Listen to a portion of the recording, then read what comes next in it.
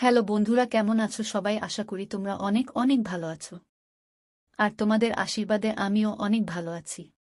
প্রিয় বন্ধুরা, আমার নাম নূপুর। আমি আজকে আমার জীবনে ঘটে যাওয়া একটি বাস্তব ঘটনা তোমাদের সাথে শেয়ার করতে যাচ্ছি। আশা করি গল্পটি শুনলে তোমাদের মেশিন দাঁড়িয়ে যাবে এবং তোমরা মাখন ফেলতে বাধ্য হবে। তাই হাতের কাজ করার সমস্ত জিনিসপত্র কাছে নিয়ে গল্পটা শোনার জন্য রেডি হয়ে যাও। তো আর কথা না বাড়িয়ে চলো আমরা মূল গল্পে চলে যাই। আমার সাথে এক রাত থাকলেই আপনি আপনার লোন পেয়ে যাবেন মিসেস ইসরা। বলতে পারেন এটা একটা শর্ত, শুধুমাত্র এই একটা শর্তেই আপনি লোন পাবেন, তাছাড়া নয়। আয়মান আরিবের কথা শুনে সোজা দাঁড়িয়ে থাকতে না পেরে এক পা পিছিয়ে যায় ইসরা। চোখ দুটো টলমল করছে। তার আয়মান তাকে এরকম একটা অফার দেবে এটা সে কিছুতে কল্পনাও করতে পারেনি। কি বলছেন স্যার? আমি বড় একটা বিপদে পড়ে অন্য কোনো পথ না খুঁজে পেয়ে এসেছি লোনের জন্য। আপনি কিনা এই বিপদে আমার সাথে তামাশা করছেন? আপনার সাথে কি আমার তামাশার সম্পর্ক মিসেস ইসরা? আপনার সাথে এক রাত থাকতে হবে মানে? কি বলতে চাইছেন আপনি?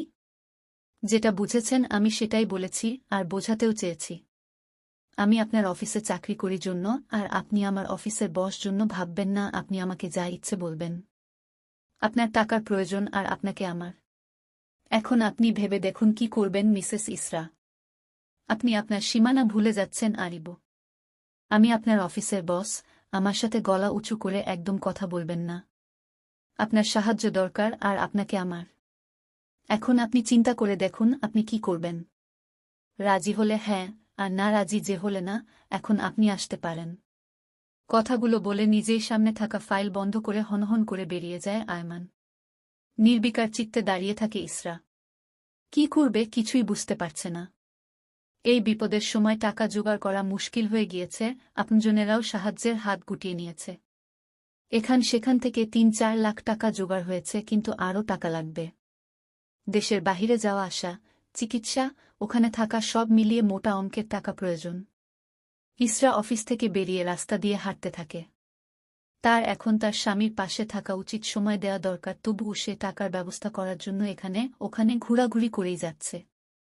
অন্য মেয়েরা প্রথম প্রেগন্যান্সির খবর তার স্বামী বা বাড়ির মানুষকে কত আনন্দের সাথে জানায়, অথচ এমন একটা সময়ে সে জানতে পেরেছে যে সময়ে টাকার অভাবে স্বামীর চিকিৎসা করতে পর্যন্ত পারছে না।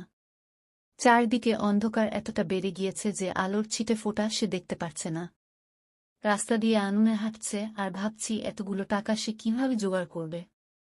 যারা সাহায্য করেছে, বাবার বাড়ি, কিছু আত্মীয়, তাদের কাছে তো আর কিছু নেই দেওয়ার মতো। তবে কি, বিয়ের 1 বছরের মাথায় রাশিককে হারাতে হবে তার।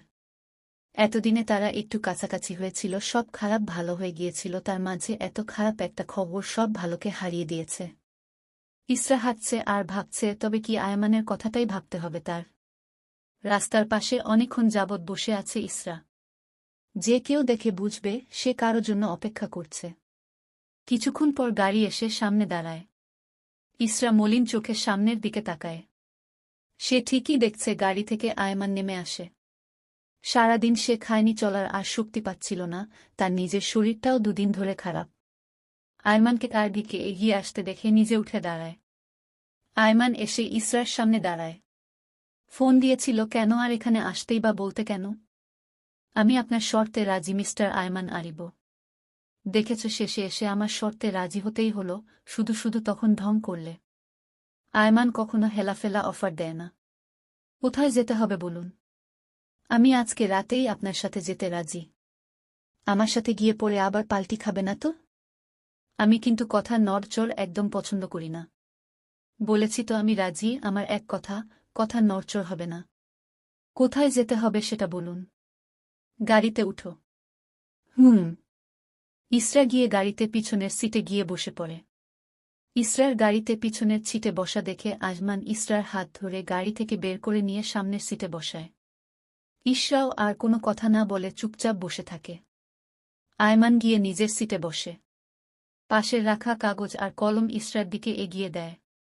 কি এটা? ইসরা, আজকের রাতটা যেহেতু আমার জন্য, আমি আজকে রাতে যা যা বলবো তোমার তাই তাই করতে হবে। এই কথাটা এই কাগজে লেখা আছে, তুমি সিগনেচার করে দাও। আমি তো কথা দিয়েছি, রাজিও হয়েছি, তাহলে সিগনেচার কেন আবার করতে হবে? কারণ আছে বলেই বলছি, সিগনেচারটা করো তাড়াতাড়ি। ইসরা আর কথা না বাড়িয়ে সিগনেচারটা করে দেয়। কাগজটা আয়মানের দিকে এগিয়ে দিলে আয়মান সাথে সাথে কাগজটা নিয়ে পাশে রেখে দেয়। ইসরার দিকে তাকিয়ে মুচকি হেসে গাড়ি চালানো শুরু করে। গাড়িতে দুজন বসে আছে, কিন্তু কেউ কারো সাথে কথা বলছে না। ঈশা একদম চুপ হয়ে গেছে, নিজেও জানে না তার সাথে কি হতে চলেছে। তবে যাই হোক, তার যদি নিজের প্রাণও দিতে হয় তবুও সে তার প্রাণ দিয়ে তার স্বামীর জীবন বাঁচাবে। ২০ মিনিটের মধ্যে বাড়ির সামনে দাঁড়ায়। আরমান গাড়ি থেকে নেমে ইসরাকে গাড়ি থেকে নামতে বলে। ইসরাও গাড়ি থেকে নেমে যায় আর দেরি না করে। এটা হয়তো আয়মানের বাড়ি হবে, তার বাড়ি না হলে সে এখানে কেন নিয়ে আসবে? আয়মান ইসরাকে তার পিছে পিছে যেতে বলে। ইসরাও আয়মানের পিছনে হাঁটতে শুরু করে। সে যে পাপের দিকে হাঁটতে শুরু করেছে এটা সে ভালোভাবে জানে, কিন্তু তার কি বা করার আছে আর? ইসরা ঠিকমতো হাঁটতে পারছিল না, সারাদিন খাওয়া দাওয়া না করায় অসুস্থ থাকায় তার মাথা ঘুরছিল। ইসরা ধীরে ধীরে হাঁটছে দেখে এমন পিছনের দিকে এসে ইসরার হাত ধরে টেনে নিয়ে হাঁটা শুরু করে। ইসরা আয়মানের দিকে এক পলকে চেয়ে আছে, এই সেই ছেলে যে কিনা তাকে পাওয়ার জন্য কত পাগলামি করেছে, অথচ বিয়ের দিন তাকে ঠকিয়ে বিয়ে করতেই আসেনি। একটা সময় তো সে তার ভালোবাসা ছিল, তাহলে আজকে নাই কিভাবে করতে পারছে তার সাথে? আরমান বাড়ির দরজা খুলে ভেতরে ঢুকে একটা রুমের সামনে এসে ভিতরে প্রবেশ করে। রুমের ভিতরে এসে আয়মান ইসরার হাত ছেড়ে দেয়। ইসরা তখনও দাঁড়িয়ে আছে ভিতরে, তার গালে টপটপ করে পানি পড়ছে, চোখ দুটো কান্না করতে করতে ফুলে গিয়েছে। ইসরাকে বিছানায় বসতে বলে এমন সময় ফোনটা নিয়ে বারান্দার দিকে গিয়ে কাউকে কল দেয়। কথা বলা শেষ করে ভিতরে এসে দেখে ইসরা কান্না করেই যাচ্ছে। আয়মান গিয়ে ইসরার সামনে দাঁড়ায়। একদম কান্না করবে না, এই নাও চাবি, আলমারি খুলে দেখো অনেকগুলো শাড়ি আছে, তোমার যেটা পছন্দ হয় সেটা নিয়ে ওয়াশরুমে যাও, ফ্রেশ হয়ে শাড়ি পরে সুন্দর করে পাশের রুমে আসবে, আমি তোমার জন্য ওখানে অপেক্ষা করছি। কথাগুলো বলে আয়মান তার হাতে থাকা চাবিটা ইসরার হাতে দিয়ে রুম থেকে বেরিয়ে যায়। ইসরা জানে আজকের রাতটা তার জন্য সবচেয়ে নোংরা একটা রাত হতে চলেছে। সে বেশ বুঝতে পারছে আয়মান তার সাথে কি করতে চাইছে। আয়মান রুমের মধ্যে সোফায় বসে বসে ইসরার জন্য অপেক্ষা করছে। অতঃপর অপেক্ষার অবসান ঘটিয়ে ইসরা আলতা পায়ে রুমে প্রবেশ করে। শরীরে কলঙ্ক লাগাতে কতই না আয়োজন আজ। মানুষ আয়োজন করেও নিজেকে শেষ করে দিতে পারে, যেটার প্রমাণ ইসরা নিজে। ইসরাকে রুমে দেখে আয়মান সোফা থেকে উঠে দাঁড়ায়, ইসরার দিকে এগিয়ে গিয়ে সামনে দাঁড়ায়। ইসরাকে দেখে আয়মান বলে, এই রাতের জন্য আমি কতদিন অপেক্ষা করেছি জানো তুমি? অপেক্ষা করলে তার ফল নিশ্চিত ভালো হয়, এই যেমন আমি আজ পেতে চলেছি। আজ রাতে তুমি শুধুই আমার ইসরা, শুধু আমার। আজ আমি সবকিছু ছেড়ে ছুড়ে আবার তোমার হব। কথাটা শেষ হতেই ইসরার চোখ থেকে জলের ফোঁটা গড়িয়ে পড়ে। এক রুমে একসাথে থাকা দুজন মানুষের একটা রাত কত ভিন্ন। গল্পটি ভালো লাগলে লাইক, কমেন্ট, সাবস্ক্রাইব করে সাথেই থাকুন।